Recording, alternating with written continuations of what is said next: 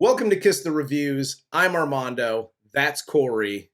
And today we're doing 1987's Innerspace. Before we get started, if you want to reach out to me or Corey on Twitter, you can reach out to me at Junior D's. You can reach out to Corey at Idle Poncho.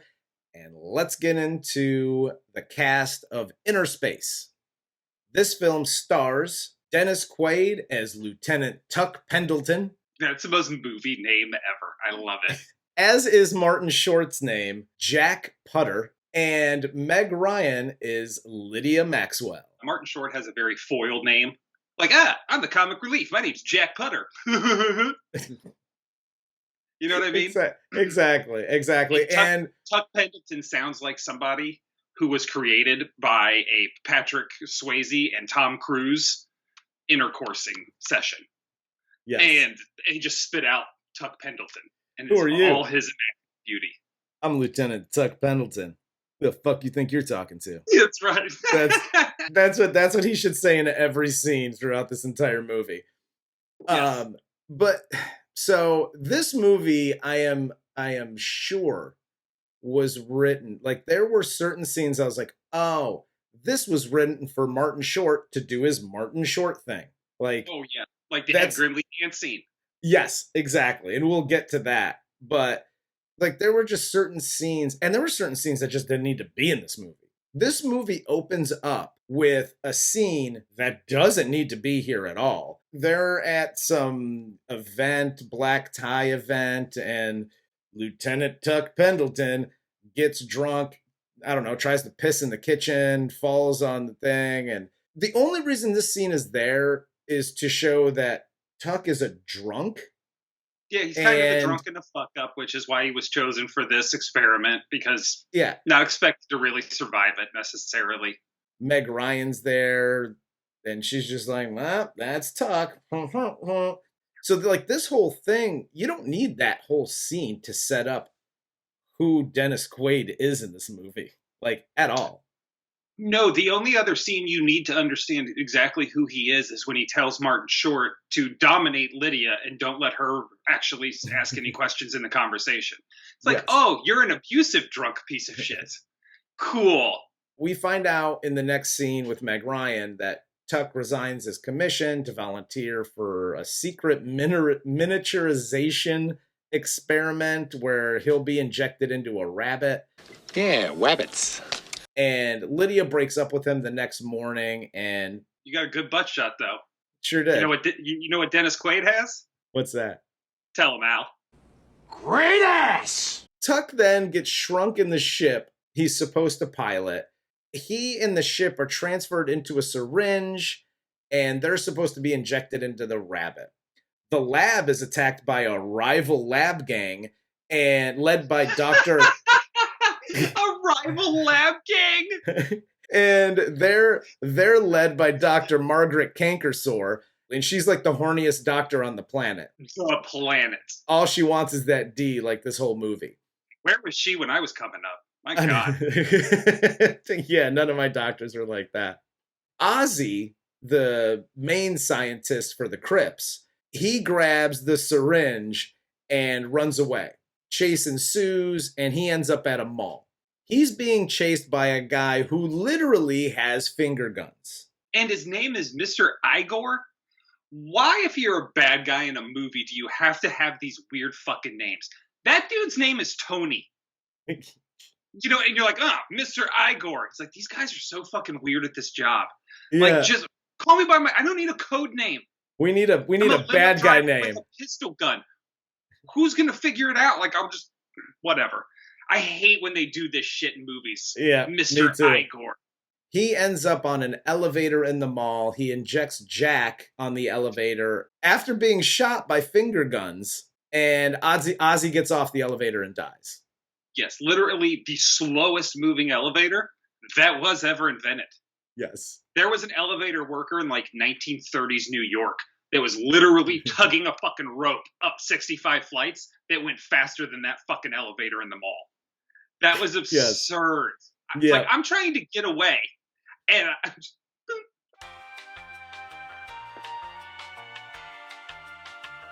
Very slowly you elevate her up. Did you like that pantomime I just did too? I like it. You should have been. You should have been in this movie. Yes. That was somebody fantastic. give us a situation. We can improv it. Tuck finally wakes up and doesn't realize that he's inside of Jack. And I've had a few of those nights, but another story for another time. The best line in the movie comes up here where Dennis Quaid says, Son of a bitch, I'm in a strange man, surrounded by strangers in a strange room. That's Tuesday at my house, cousin. I mean, just fill in the one-liners there. So after Tuck wakes up, the hilarity ensues. And Tuck finally realizes he's in a man, not a rabbit, and then flies into Jack's ear canal so he can talk to him.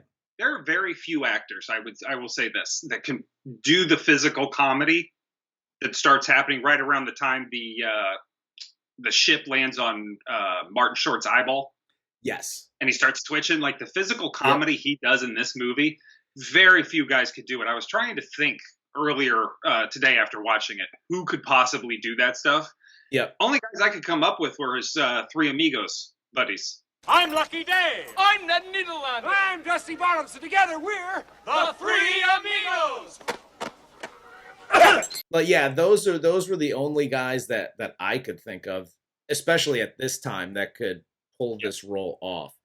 But I really liked this whole scene because starting from him puncturing the eye and then getting into his ear canal, he thinks he's hearing voices and he goes to the doctor's office and he starts having the conversation with the two other people in the doctor's office.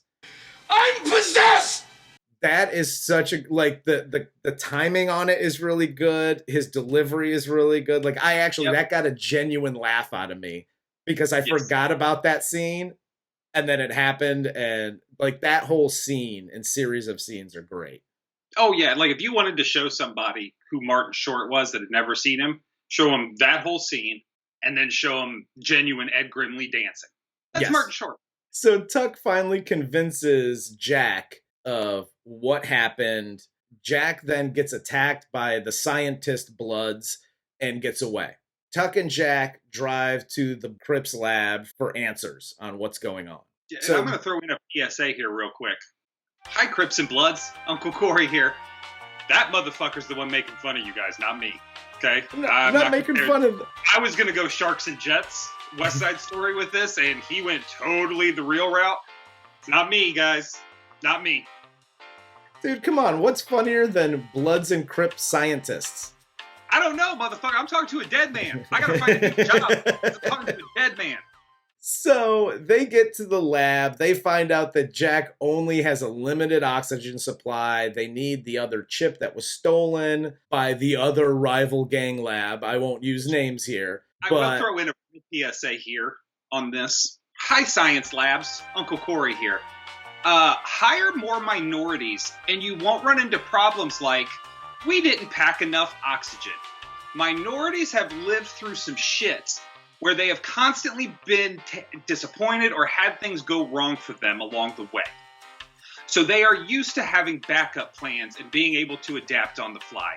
I guarantee you on Apollo 13, they had a black engineer that nobody hired for that movie who was like, dude, just put the thing in the thing and you got a hose and oxygen. They didn't have that on this crew, and it shows. Because the hubris in this, no oxygen, no food, he has to pack a flask. There's no water. He has to sneak a fucking flask on board. That's insane. No backup chip? Don't you have duplicates, Niles? No, they're prototypes. They're basically here saying, we need to get him to his original size and get that other chip or he's going to die. Jack then, with the help of Tuck, escapes the lab, and we then have the I need a drink scene. They get to Tuck's apartment. Tuck needs a drink, so he has Jack take a drink so Tuck can fill his flask and get drunk. Really which, gross. this whole scene only exists for Martin Short to get his Ed Grimley on. But the other thing with this scene is it's ridiculous and gross. Yeah, it's gross. I know I have my own problems with cooties, by and large. You and me both. But even if you don't have the problems I do, That's fucking gross. Yeah, you're nasty. You're just the flask out in the esophagus and just catching spit and shit You need and corn and everything Jack Putter's eating. ugh. You need a drink that bad. Like, this isn't like, oh, Tuck's a bit of a drunk. He likes a bit of the drop. Like, that's not this. This is like Jack's should be in Betty Ford right now. Great, Jack. This is medicine for Jack. This is not a like, let's just chill and play some music for a minute while we regroup. This is like, I need to get my fucking buzz on. Tuck then has Jack go see Lydia, his reporter girlfriend, played by Meg Ryan, so they can get help from her. Because they know that the lab isn't going to help them, so they need to get outside help from the reporter. Jack then, during this conversation with Lydia in the restaurant, which is also very good, Jack gets kidnapped by finger guns after he goes to the bathroom. Lydia jacks him up with the taser, which, okay, so this was 1987. Did we need an explanation in 87 for what a taser is and what it does? This is a taser gun deploying a charge of 20,000 volts. Apparently, because even the police that still have it on their belts today don't use the motherfuckers. No, they don't. But Lydia goes into a dissertation, basically just reads the manual on what the taser is and does and what it will do, and you need to relax. She tases Martin short. Instead, he gets kidnapped, thrown in the back of a meat truck, and he's being taken to the rival lab. Yes. And this is where we get Crimshaw, who jumps into the... see, you got the Bloods, the Crips, and Crimshaw. You have Crimshaw, who jumps into scene here, and he wants to ride in the back of the meat truck so that he could do his evil guy stuff and give Martin Short his whole evil plan on the microchips and whatever the hell. This was a really weird scene, too, because before this, as we covered, they show, what was his name? Billy, Tuck's friend. Yep. Works for like a private government lab or security firm, or is with the CIA. I don't know exactly who he is, but he's very much kind of running the show outside of the scenes. So Billy basically is like, fuck it. If he dies, he dies. As long as you can duplicate the chip, we're good to go. We'll be right back in business. Yeah, but what about Pendleton? We can't save him now, and that's too bad. Thanks, Pete. Then Crimshaw comes in, and he's like, hey, buddy, like, here's your blanket. And I get it. You know, he's sweetening him up and softening him up, and he's being the good cop to everybody else's bad cop. But he's still offering him a very sweet deal, which is, I'll get that fucking guy out of there for you. We just want the chip. Yep. That's all we care about is the chip. If the way this is written, I'm going with Crimshaw. I'm not trying to get out of there. Yes. You're going to get this guy out of me right now, and all I got to do is give you the chip. What happens after that, to me, is irrelevant. Yeah. Because the U.S. government just told me to fuck myself. So the bad guys are kind of looking pretty sweet right now. Frankly, I don't give a shit. I'm only in this for the money. I would have struck up my own deal. Like, hey, me and Tuck will come and work for you guys. I mean, Tuck's not going to say no. He's a fucking drunk. Like, it'll work out for everybody. It'll work for you. And look, if you need me to go get groceries, I know what days to go to the grocery store. Exactly. So, Jack then escapes the meat truck through the unlocked door, and Lydia is driving behind the truck in Tuck's car. This is where we get the I'm hanging from a door of a moving vehicle comedy gold. And then he finally gets on the hood and he does his little bouncing thing, falls into the car, and they get away. Lydia and Jack then stake out the cowboy who sells black market technology and is meeting with Crimshaw the next morning to get the chip they need. And like this whole thing, this is where I was like, okay, this was a very simple plot line. Yes. You know, obviously you're not watching this for, you know, scientific validity. This is just a fun, silly movie. Yeah. And then they add the cowboy into the mix. And this just made the whole story just convoluted, and it just didn't need to be there. Well, it went from, like you said, a fun, kind of silly movie that was somewhat ground. Like, they set very clear terms on what the universe reality is here, right? Yeah. So we always talk about that on the show. The universe you created is either blah, blah, blah, blah, blah. Yeah. So they've set very clear terms on what they're trying to be.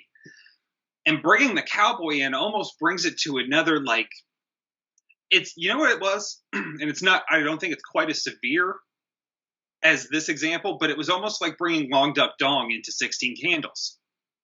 Yeah. You didn't need it. You've already set up what you are. Yep. And now you're just coming in with, like, I'm a comedy tornado. I can't rope a steer 'cause I don't know how. And I'm not supposed to start learning how. Yippee-i-oh-hey. I don't know if you are. Like, you got Martin Short and Meg Ryan, who's a fantastic comedic actor in her own right. Let them do their jobs. Yep. The cowboy didn't have to be this fucking okie dokie caricature of Fez from the 70s show, and Fez. Like, that's all I kept thinking about. Was like, oh, they put cowboy boots on Fez. Cool. Yeah, that's basically what it was. Well, and then they follow him to the 80s club and then back to the hotel. They find out he's meeting Crimshaw the next morning for the chip exchange. And then Tuck makes Jack kick Cowboy's ass. Yes, and then tie him up. 10 times stronger. Yes, and then ties him up in the bathtub. Then Tuck does science things to change Jack's face to look like Cowboy's face so that he can meet Crimshaw the next morning and get the microchip. Yeah, and this is where it really does become, like, very evident that this was more made for kids. Yes. You know what I'm like, oh, okay. I see. Like, this is for me to sit down, like, totally with my family, 10 years old and 10 years old and up, and just we can all enjoy this weird, funny movie. And there we go. Because which is what there's a lot of these movies in the late 80s, especially into the early 90s, that were ridiculous, and you're like, oh, I can kind of see what they were going for, but it was just that. It was like adults and kids can watch it. It was like the whole, like, we're going to insert adult humor into kids shit to make it funny for the adults. Like, that wasn't really a thing yet. Exactly. So, and I think they just, at this point in time in the world, they didn't know how to do that and execute it well. So this is what you get. Yeah, you take a ridiculous premise and you make it even more ridiculous. Jack then meets with Dr. Cankersore and Crenshaw the next day. He gets found out after stress and stuff and science and things, and it changes his face back to his actual face. And then Jack and Lydia are taken prisoner, where Jack is now forced to tell Lydia everything about Tuck and the whole thing. They're like, oh, we're going to give you pain tolerance, and we don't trust who you are anymore because, honestly, you've done a horrible job. And, like, I mean, you had your entire face manipulated and you can't keep a tooth in. You have one little thing to do like that. Yeah. It's like, nah, fuck it. You can't barely come up with a story. Like, it just, he blows up and everybody's like, oh, I'm sorry, Cowboy. Please stop, Cowboy. Why aren't you getting amped up to the strength of 10 men again? Why? You know what I mean? Like, there's a million different places to go. You've made it this far, and now they're going to torture you, and you're like, oh, shit, I'm Martin Short. I have to have a panic attack. Well, and at Meg one point... Ryan jumps behind the bad guys because she's scared. Like, everything that's happening here is so bizarre and weird. I just didn't get it. At one point, it shows it from the perspective of Tuck, and seeing what's going on. And you have, finger guns, takes his hand off, and now he's got a blowtorch, cool, whatever. As Martin Short's starting to freak out, Crenshaw actually says Don't do that. I was just kidding. Were you? Because that didn't seem like we were joking around. Like, if we were, you got a fucked up sense of humor, cuz. Exactly. But yeah, so then they get trapped or they get imprisoned here. And this is where, okay, I get it. Silly movie. I'm not questioning science and things. This is just a kind of sit back and enjoy it kind of movie. But Jack tells Lydia everything about the experiment, yada, yada. And then Jack kisses Lydia and Tuck somehow gets transferred into Lydia through saliva and stuff. Classic fluid exchange, miniaturization transfer I situation. guess so. And the scientists here inject finger guns into Jack to take over Tuck's ship and get the other chip that they need, yada, yada, whatever. Yeah. Tuck realizes that he's now inside of Lydia and that she is pregnant when he sees the baby. After this, Lydia comes in, saves Jack, right? She escapes from her, because tasers and stuff. They get the microchip that they need after a little bit of comedy with the motorized arm. Yes. And they escape, but not before shrinking the lab people and Crimshaw into little people. Now, Lydia and Jack escape. They're in the car, which Kankersore and Crenshaw snuck into in the back seat. They don't see them. They're not, Dennis Quaid big. They're like little kid big. Yeah, 50%. You're going to see those fucking people. Just whatever. I'm not even questioning that. Lydia realizes that Tuck's inside of her. So she kisses Jack so that he'll go back into Jack. But they know that they just injected finger guns into... why this happens is... I don't understand the, oh my God, he's in me. I need to get him out of me. And let's kiss again because he's in my chest somewhere. But if we kiss, like I'm going to shoot him into the back of your throat. Okay. You know what? Whatever. Cool. You do you, boo-boo. Let's move to the next scene. Yeah, it seems like you solved your problem as long as Jack stays in Lydia. Exactly. It's kind of like... can't really do anything. Yeah, it's kind of like the meat truck situation. Yeah. When Jack's there with Crenshaw. And it's like, okay, well, I'll just go with you. Cool. Here, it's like, okay, you keep these two separated. You get to the lab. And that's it. Easy peasy, we're done. But apparently, you can't have an easy end to a movie. So this is also where we get the creepy, bad effects, tiny hands, Crenshaw and Kankersore trying to kill Lydia and Jack as they're driving, like with the tiny like doll feet and the doll hands. This whole scene reminded me of the SNL skit with Kristen Wiig, where she has the tiny baby doll hands and they're in like the singing group. Like that's what this whole scene reminded me of. Again, I get it. Fun, silly movie, whatever. This whole scene was terrible. Yeah, I don't think it was meant for us. No, I don't think it was meant for us at all. But they finally get back to the lab. Jack sneezes out Tuck as Tuck's, running out of air.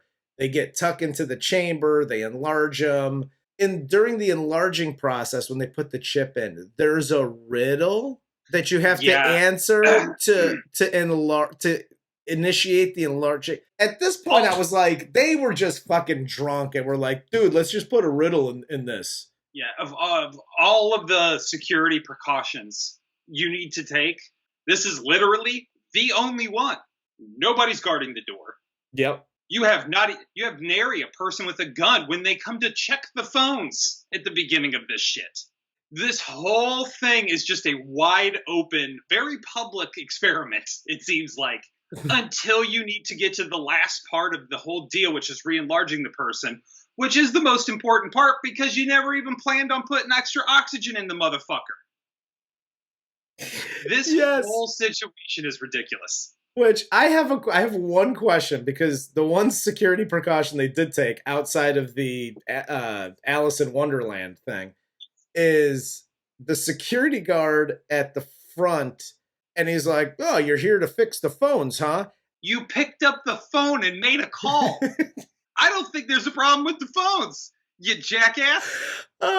Well, so that's one. And two, they got those like keyboard dusters and they're just dusting people in the face. And dude, there's so much wrong with this. So after they answer the riddle and nobody knows the answer for some reason, they guess and except for Putter. People were there that worked on this experiment Ozzy's the only one that died. Everyone else is totally fine. And everybody else got what it is. Everybody else got computer dusted. Everybody else is fine. So they guess basically, they enlarge him, immediately flash forward to an undisclosed amount of time later where Tuck and Lydia are getting married. And she's not showing, so it was pretty quick. I'm assuming. And I got a couple of questions about this. So one, as Tuck and Lydia are leaving the wedding in the limo, Jack realizes that Tuck and Lydia's limo is being driven by Cowboy, who's in disguise.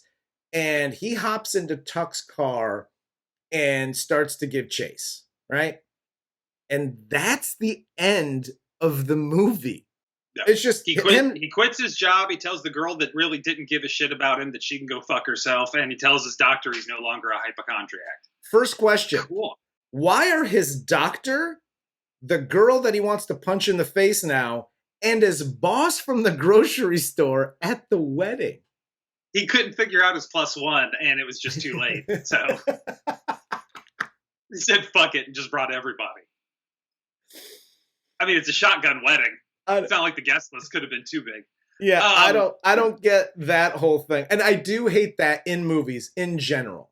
Yes. When there's a wedding at the end and all the characters, regardless of the relationship to the two people in the wedding, are all at the wedding, that bothers me, and that's such a very 80s movie thing. Oh, yeah, that's called a bow tie. And it's wrapped nicely. All I could get through this whole end scene, when they get married, and Meg Ryan and Dennis Quaid walk up to Jack at the end, and he goes, "Ha! Sure made one hell of a team, didn't we?" I got really sad for him, because do you know the length of time from the time Tug came back to that wedding, whether it's a week, a couple days, a year, a couple months, whatever, they've seen each other a lot since then. Yes. And every time, all I could hear was Martin Short just going, "Hey guys, sure made one heck of a team," and then going home to masturbate in his own tears because he didn't get the girl again. Jack Putter to the rescue. He masturbates in his tears to a picture of Lydia. Because that was the other awkwardness about the end of it, was like, because he's like, "I so want to make out with you, but now you're married to this guy who was in my body." They both look at each other like they had like some kind of thing at some point. Like, you kissed and you were in an incredibly stressful situation where you both thought you were probably going to die. I think you're good. Like, don't get it twisted. That ain't love, kids. Yes, exactly. So I didn't understand that either. Like, just so much of it was funny, and it took an awful lot for us to get to the point of the movie, which is believe in yourself. Job well done. That was a lot of fucking money, Steven Spielberg, to get to that fucking point. Like, I really, okay, I'm not going to say I really liked this movie, because I did not. I liked it for what it was. It was a silly, kind of off the wall, comedy with some made up dumb drama in it. Yes. But this movie was, and this is the reason I did not like it, because I liked it for what it was, silly, funny, and Martin Short, the comedic moments with Martin Short, the dude's brilliant. Okay. Yes. Dennis Quaid, Meg Ryan, both good actors. Mm-hmm. So I didn't have any problems with that. The problems that I had is that this movie was 2 hours long for a silly, just off the wall comedy. It was 2 hours long. If you take out the opening scene, the cowboy scenes, the baby doll hand scenes, and some, you make this now an hour 30 to an hour 40, and the movie makes more sense. Well, yeah, the movie makes more sense. You're not going to lose, quote unquote, your audience because, again, the things you mentioned of cutting out were all the ridiculous on top of ridiculous on top of ridiculous. Yes. That was meant strictly for children. It wasn't for our viewing pleasure. Yeah. So, yeah, you cut that out and you're still good. Kids are still going to like the movie because Martin Short, as you said, he's a world-class humorist. He's fucking hysterical. Yeah. No, absolutely. Every age group likes Martin Short. I've never met anybody that's like, fuck Martin Short. Yeah. I've never heard that sentence uttered. Yeah, no, I mean Martin Short's fantastic, and the actors in this are good, but like just some of the choices, I don't know who those choices were made for or by. I don't know if that was a suit thing, but because Spielberg was involved in this, I doubt that a suit made any decision on this. I'm pretty sure at this point he was, making his own decisions and pulling his own trigger at that point. I would think so, yeah. So yeah, like just some of the decisions, I was like, ugh. I don't know if Spielberg was, a big drinker or he was into party drugs or whatever, but it kind of seems like maybe during 1986, 87, like in that area, maybe he was. Oh God, I'll tell you why I like this movie. I like it for a couple reasons. One, it's for what do I think it's a good movie? No. Of course not. It's not exactly. Does it hold up? Yeah, of course it does. It absolutely holds up because it is a movie that can translate well to kids. The effects in this are fantastic. The little parts of the human body that he's flying in and around, yes. Those were great. Yep. And they still hold up. I mean, is it Ant-Man or like downsizing style effects? No, of course not. This is like 40 years later, for Christ's sakes. It's totally different. Exactly. But they still hold up it's better than almost anything else that could have been made at that time about the same subject matter. 100%. Again, Martin Short, fantastic. Dennis Quaid and Meg Ryan, both kind of getting into their own in this movie. This is right before I think Meg Ryan went ham with Tom Hanks. Yep. And just owned romantic comedies for like 2 decades. Yes. But now this is the most important part, and call me what you want, but this movie completely inspired the Marvel Cinematic Universe. And there is evidence in this movie throughout. It is painfully obvious. Please show your work. I got you. Show your work. The comedy moments with the robot, right? The hand that's inserting the chip, that's an Iron Man. They use that thing for comedic moments as well. Okay. Yeah. The scene on the back of the semi-truck where Martin Short's hanging off and the door pops open. It's fucking Captain America in Age of Ultron, bro. Literally the same scene. And then, of course, obviously, the miniaturizations. Ant-Man that led into Endgame, that led into Quantum, blah, blah, blah, blah, blah. Telling you, I got you, Kevin. All right. I got you. I see you. Innerspace heavily influenced the Marvel Cinematic Universe. We'll fight you too. I don't agree with you at all on that. I'll give you that one. But you don't have to. It's mine. No, I'm going to give it to you because we're friends. So I'll give that one to you. But don't lie to the people. They like us because we're honest. But I mean, that's all I really got. I'm kind of on the same boat with you. Does it hold up? Yes, because it still makes me laugh. It's still, it's not dated, and it is a little bit, but it still holds. Is it a good movie? No, but it still holds up. It's still funny. And I like weird, off the wall, strange comedies like this. So it definitely still holds up for me. Yeah, I mean, look, if you are a bigger science dick than I am, and you're like, nah, you can't do this because of the way the human body would react to blah, blah, blah. Fuck yourself. This isn't for you. Go read a book, dork. Okay. This is If you just want to sit down and watch a fun movie from the 80s, this is great. Especially one that's not going to offend anybody.